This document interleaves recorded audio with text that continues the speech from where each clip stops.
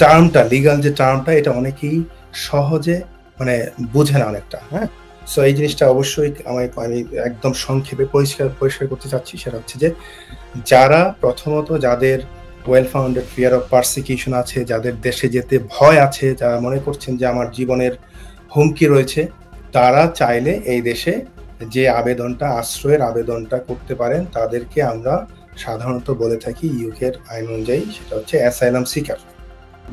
আপনার সকল কিছু বিবেচনা করে, আপনার ইন্টারভিউ নিয়ে, আপনার সকল কাগজপত্র দেখে আপনাকে যদি এই অ্যাসাইলাম আবেদনটা যদি গ্রান্ট করে, তাহলে হোম অফিস যে স্ট্যাটাসটা দেয় আপনাকে ইউকেতে, সেটাকে আমরা বলি যে রেফিউজি লিভ টু রিমেইন। তো আবেদন প্রক্রিয়াটা চলাকালীন সময়ে তাহলে তিনি অ্যাসাইলাম সিকার হিসেবে বিবেচিত হবেন। Stonebridge legal solutions limited, your trusted immigration partner. অনেক ক্ষেত্রে অনেকেই এই জিনিসটা বুঝতে পারেন না, রিফিউজি এবং অ্যাসাইলাম সিকার এই বিষয়টার মূল পার্থক্যটা কি? কারা অ্যাসাইলাম সিকার এবং কারা রিফিউজি? আপনি যদি একদম সহজ করে একটু বলেন। জি তানভীর ভাই, এটা খুবই অত্যন্ত ভালো প্রশ্ন। কারণ হচ্ছে কি, অনেকেই মনে করে যে আমি রিফিউজি ক্লেম করতে চাই, আমি অ্যাসাইলাম ক্লেম করতে চাই, বা টার্মটা লিগাল যে টার্মটা এটা অনেকেই সহজে মানে বোঝে না অনেকটা, হ্যাঁ?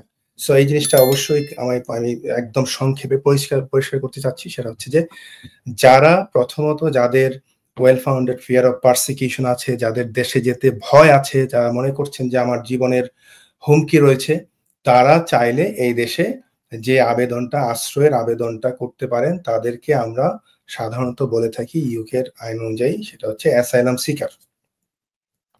অবভিয়াসলি এটা আপনার ইন্টারন্যাশনাল ল দ্বারা এটা পরিচালিত হয়। সো আমি সেই কনভেনশনের বিষয়ে গেলাম না। মূল কথা হচ্ছে যে আপনি প্রথম যে আবেদনটা করবেন, আবেদনটা করলে আমরা এই আবেদনকারীদেরকে বলে থাকি অ্যাসাইলাম সিকার, যে তারা নিরাপত্তার জন্য দেশে যেতে পারছেন না, তারা অ্যাসাইলামটা সিক করছে বা এই দেশে আশ্রয় চাচ্ছেন। বাংলা শব্দ যদি বলি, আশ্রয়ের আবেদন, আশ্রয় চাচ্ছেন এখানে।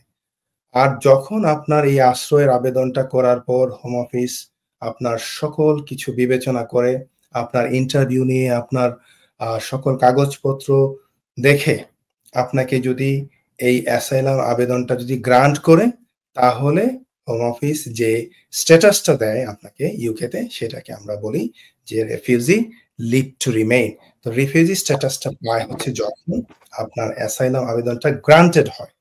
এখানে একটা হচ্ছে অ্যাসাইলাম সিকার, গ্রান্ট হওয়ার পর তো আমরা তাদেরকে বলছি রিফিউজি স্ট্যাটাস। সো হোপফুলি আমার এক্সপ্লেনেশনটা প্রিয় দর্শকরা খুব সহজে বুঝতে পারবেন। সকল আবেদনকারী রিফিউজি না, রিফিউজি কেবলমাত্র যখন গ্রান্টেড হবে সাকসেসফুলি, তখন তাদেরকে আমরা বলি রিফিউজি লিভ টু রিমেইন, এবং এটা সাধারণত 5 ইয়ার্স এর জন্য হোম অফিস গ্রান্ট করে থাকে। তো আবেদন প্রক্রিয়াটা চলাকালীন সময়ে তাহলে তিনি অ্যাসাইলাম সিকার হিসেবে বিবেচিত হবেন।